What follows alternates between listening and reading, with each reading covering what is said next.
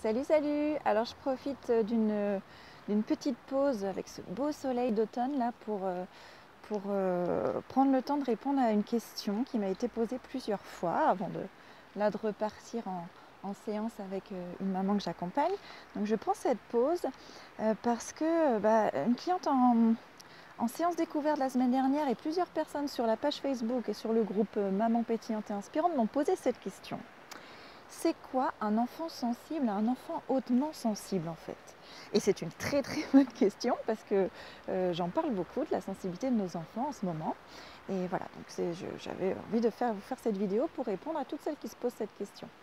Et c'est compliqué parce que la sensibilité, notre vision de la sensibilité, elle est faussée aujourd'hui parce qu'on est dans un monde qui considère que la sensibilité, c'est une faiblesse. C'est une faiblesse. Quand on est trop sensible, on est une personne vulnérable, faible. Et être vulnérable, c'est vraiment pas bien, quoi. C'est pas chouette, hein. Et on réussit pas en étant vulnérable. Alors moi, je pense tout le contraire. Pour moi, la sensibilité, c'est un cadeau, c'est une force. Pour moi, une sensibilité qui est exprimée avec tact, qui est accueillie, qui est respectée, c'est vraiment un super atout, un super pouvoir. Et c'est génial parce qu'on est plusieurs à avoir ce super pouvoir parce que l'humain est de base sensible. Donc on a tous ce super pouvoir. Peut-être à part les psychopathes, mais on va fermer la parenthèse sur eux. Mais tous les humains sont des êtres sensibles. Et les enfants en particulier sont merveilleusement sensibles. Donc voilà, c'est formidable pour le monde. C'est quoi la sensibilité en quelques mots? C'est la capacité à ressentir les émotions et nos sensations, des sensations plus ou moins fortes, des ressentis, des émotions plus ou moins fortes. Ça peut être très intérieur, ça peut être dans notre monde intérieur, mais ça peut être aussi par des mouvements de l'extérieur, donc avec les relations avec autrui, avec les autres, avec aussi tout ce qui influe sur nos sens. Ça peut être un parfum, ça peut être un son. D'ailleurs là j'entends le son de la rivière, je vous montre là. Le son de la rivière. Voilà, ça influe sur nos sens, ça provoque des émotions, ça touche la sensibilité, ça peut être le toucher, voilà, tous nos sens en fait, tout ce qui influe sur nos sens. Donc l'humain, il est de base sensible, hein. Voilà. Ça peut être un paysage, on peut être touché par un paysage. Voilà. Et la sensibilité de chacun nous rend unique en fait. C'est ce qui fait qui on est, quoi. Et sensibilité, c'est aussi ce qui nous permet d'avoir de belles relations. Pour moi, les plus belles relations que j'ai, c'est avec des personnes qui expriment leur sensibilité, hein. Les relations sont plus belles, sont plus profondes. Voilà. Alors c'est très dommage parce qu'il y a beaucoup d'adultes qui ont peur quand on exprime trop sa sensibilité.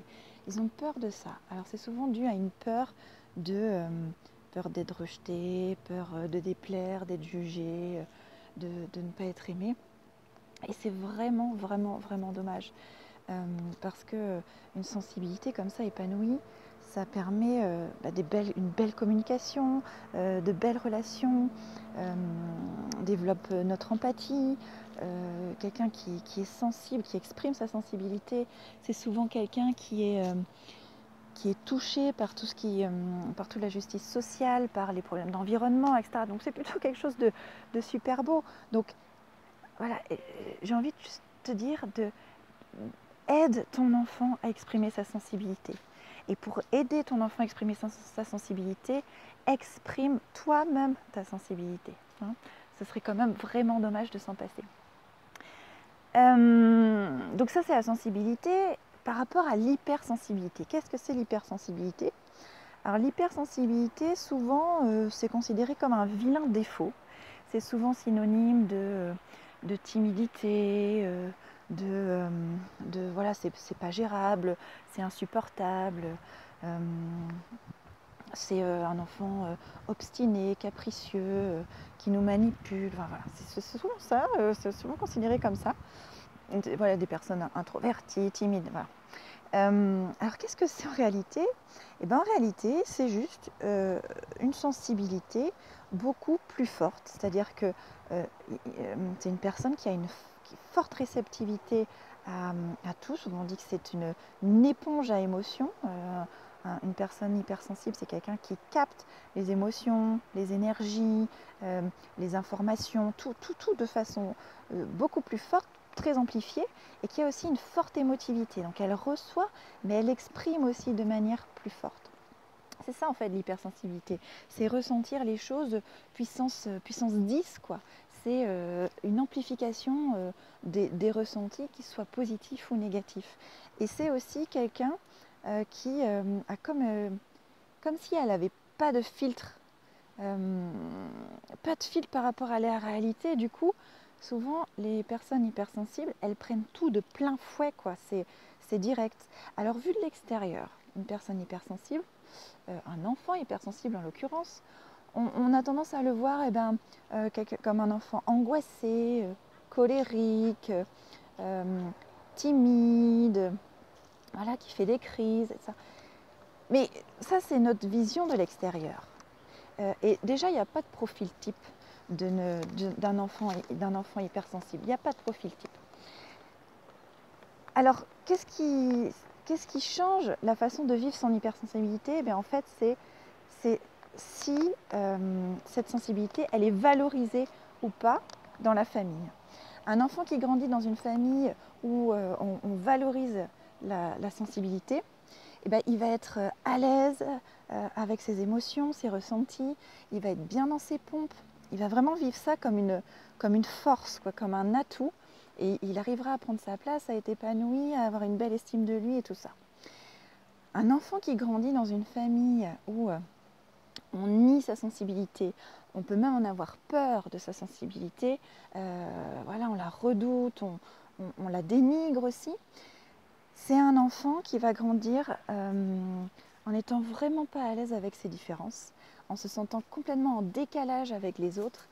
Et du coup, il va répondre à ça soit en se cachant pour se protéger, soit en exprimant encore plus fort tout ça pour se faire entendre, pour être accepté. Alors il va être soit enfermé, soit plutôt agressif, colérique ou renfermé sur lui, quoi.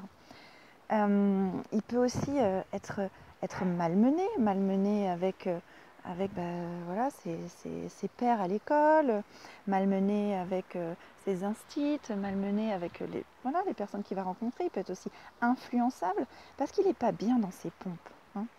Donc, si toi, tu veux que ton enfant il vive au mieux sa sensibilité, pour qu'il soit bien dans ses pompes, pour qu'il ne soit pas en proie à des moqueries, des harcèlements à l'école, etc., qu'il s'affirme, pour qu'il ose prendre la parole, qu'il n'ait pas peur de tout ce qu'il ressent et de tout ce qu'il a à dire, pour qu'il puisse aussi aller vers les autres sans avoir peur d'être rejeté, enfin qu'il ait confiance en lui.